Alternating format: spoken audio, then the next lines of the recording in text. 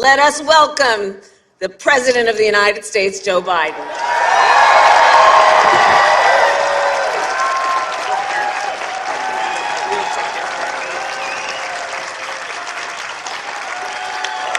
Hello, hello, hello.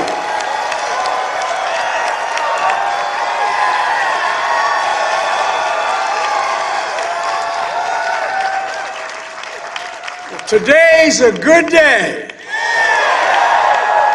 A day America takes a vital step toward equality, toward liberty and justice, not just for some, but for everyone.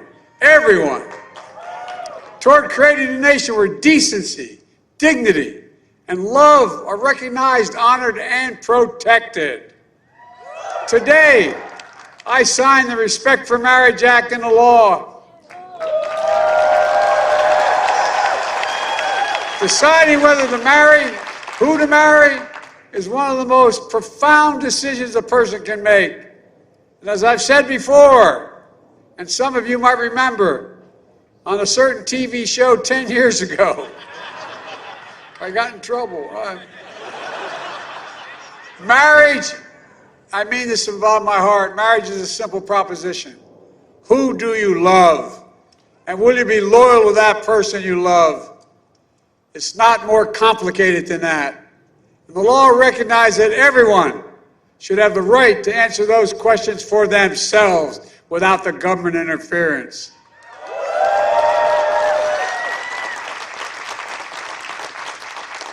It also secures the federal rights, protections that come with marriage.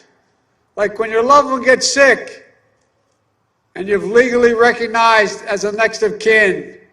For most of our nation's history, we denied interracial couples and same-sex couples from these protections. We failed to treat them with equal dignity and respect. And now, the law requires that interracial marriage and same-sex marriage must be recognized as legal in every state in the nation.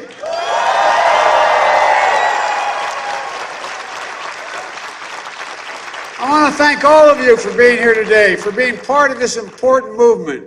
Jill, Kamala, Doug, my cabinet members, including Pete Buttigieg. And a special thanks to our performers, Joy, Sam, and Cindy. Look, you know, in the gay man's choir in Washington, D.C., gay men's marriage choir.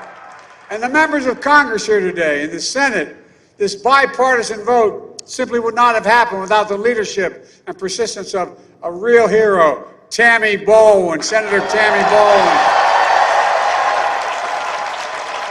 And thank you, Susan Collins, who did not rest until this bill got done. And the leaders Schumer, Senators Portman, Sinema, Tillis, Feinstein, Booker. And in the House, this would not have happened, as much wouldn't happen without Nancy Pelosi, the Speaker. Equality and dignity for the LGBT community has always been her North Star. From her first speech on the House floor, pledging to end AIDS and signaling the bill and signing the bill today, all that time span. Madam Speaker, on behalf of all Americans, thank you for this and so much more for your decades of service.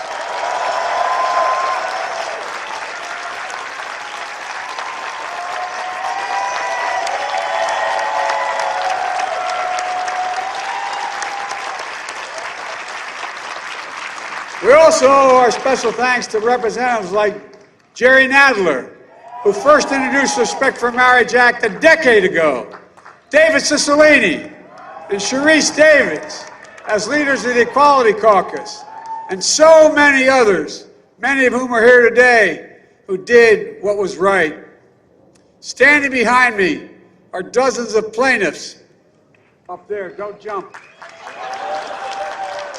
The dozens of plaintiffs who fought for marriage equality through the years, as well as families whose existence would not be possible without the bonds of love and this law honors and protects. Look, we're here today to celebrate their courage and everyone who made the day possible. Courage that led to progress, we've seen over the decades progress that gives us hope that every generation will continue our journey toward a more perfect union. On this day, I think of Mildred and Richard Loving, a young woman of color and a young white man. They met as family friends and eventually fell in love. In 1958, they drove to Washington, D.C. to get married because the relationship was illegal in Virginia. They went back home. 5 weeks later, police burst into their house and arrested them for the crime of being married. The crime of being married. They were sentenced to 1 year in prison unless they agreed to leave Virginia and not return for 25 years. They appealed the sentence, and it took till 9 years later, in 1967, the Supreme Court of the United States ruled unanimously. It declared that laws against interracial marriage were unconstitutional. Today we're joined by one of the lawyers who represented the Lovings and the widow of their other lawyer that took the fight to the highest court because they believed their love should not be criminalized but should be honored and respected. As Mildred Loving said, previous generations were, quote, bitterly divided over something that should have been so clear and right. So clear and right. No one could put it better. And later, Mildred fought something else that's so clear and right. Marriage equality for LGBTQ Americans. And today, we celebrate our progress from Hawaii, the first state to declare that denying marriage of same-sex couples is unconstitutional, to Massachusetts, the first state to legalize marriage equality for couples like Gina and Heidi, who you just heard from. To all the advocates, excuse me, who worked to block or overturn state bans. As you heard earlier, Vice President Harris took a stand as Attorney General in California.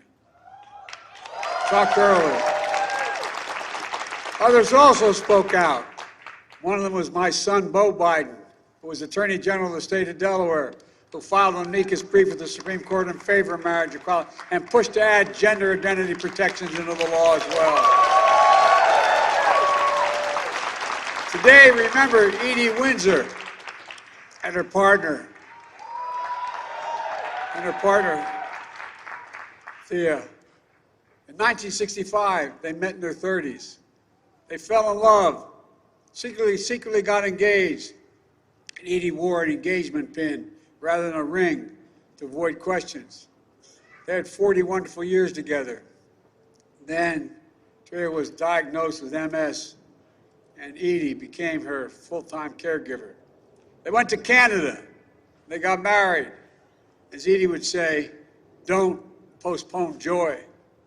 And then Thea died soon after, grieving Edie learned, since their marriage wasn't legally recognized, she would have to pay $360,000 in estate taxes. Viewed as strangers rather than partners for 4 decades. Simply unconscionable and unacceptable. So Edie took her case to the Supreme Court and she won. Before Edie passed away, she fell in love again at age 87. Finally experienced the joy and dignity of legally recognized marriage to Judith. Judith is here today with us. Judith, are you up there?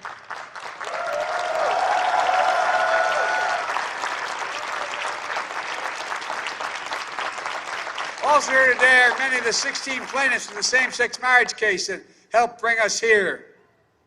They were subjected to intense public scrutiny and harassment, physical threats and violence for years as their cases made their way through the courts. Jim couldn't be here today, but he and I spoke on that day in June 2015 when he was on the steps of the United States Supreme Court. I called him right after that historic victory, a victory not just for the plaintiffs, but for the whole country, and I would argue for the world. My fellow Americans, the road to this moment has been long, but those who believe in equality and justice, you never gave up. Many of you standing on the South Lawn here. So many of you put your relationships on the line, your jobs on the line, your lives on the line to fight for the law I'm about to sign. For me and the entire nation, thank you, thank you, thank you.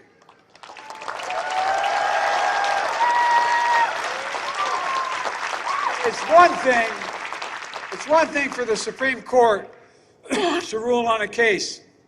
But it's another thing entirely if elected representatives of the people to take a vote on the floor of the United States Congress and say loudly and clearly, love is love, right is right, justice is justice. These things are fundamental things that America thinks matter. So sadly, we must also acknowledge another reason we're here. Congress is acting because an extreme Supreme Court has stripped away the right important to millions of Americans that existed for half a century. The Dobbs decision, the court's extreme conservative majority overturned Roe v. Wade and the right to choose. In his concurring opinion, Justice Thomas went even further, and he wrote the following, quote, "We should reconsider all the court's substantive due process precedents, including Griswold, Lawrence, Obergefell. That means he thinks we should reconsider whether you've got the right to access to contraception. And yes, we should reconsider whether you have the right to marry who you love. And that's not only the challenge ahead. When a person can be married in the morning and thrown out of a restaurant for being gay in the afternoon, this is still wrong. Wrong. And that's why the people you heard speak today continue to fight to pass the Equality Act. When hospitals, libraries, and community centers are threatened and intimidated, excuse me, because they support LGBTQ children and families, we have to speak out. We must stop the hate and violence, like we just saw in Colorado Springs, where a place of acceptance and celebration was targeted for violence and terror. We need to challenge the hundreds of callous and cynical laws introduced in the states targeting transgender children, terrifying families, and criminalizing doctors who give children the care they need. We have to protect these children so they know they are loved, and that we will stand up for them and say they can seek for themselves. Folks, racism, anti-Semitism, homophobia, transphobia, they're all connected. But the antidote to hate is love. This law and the love it defends strike a blow against hate in all its forms. And that's why this law matters to every single American, no matter who you are or who you love. This shouldn't be about conservative or liberal, red or blue. No, this is about realizing the promise of the Declaration of Independence, a promise rooted in a sacred and secular beliefs, a promise that we're all created equal. We're all entitled to what Abraham Lincoln called an open field and a fair chance. You know, there's nothing more decent, more dignified, more American that we're about what we're doing here today. It's about who we are as a nation. It's about the substance of our laws.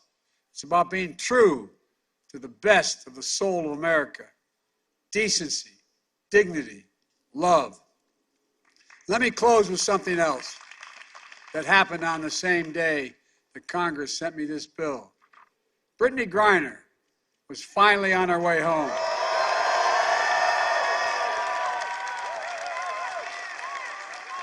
I got to know her incredible wife as we worked to bring Brittany home from her unjust imprisonment in Russia. We were together in the Oval Office, her wife and I. We heard Brittany's voice on the phone when she was freed. And we addressed the nation together. When we did that, Brittany's wife said, quote, "Today, my family is whole. My fellow Americans, that all-consuming, life-altering, love and commitment, that's marriage. Thank you to everyone on the hard-fought victory generations in the making. It's been a long road, but we got it done. We're going to continue the work ahead, I promise you.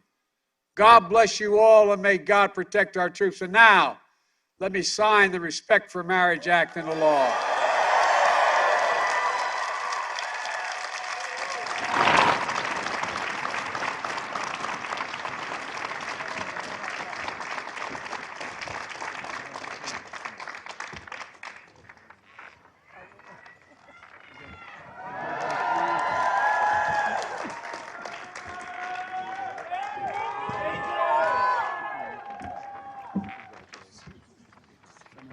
Here. All right, here.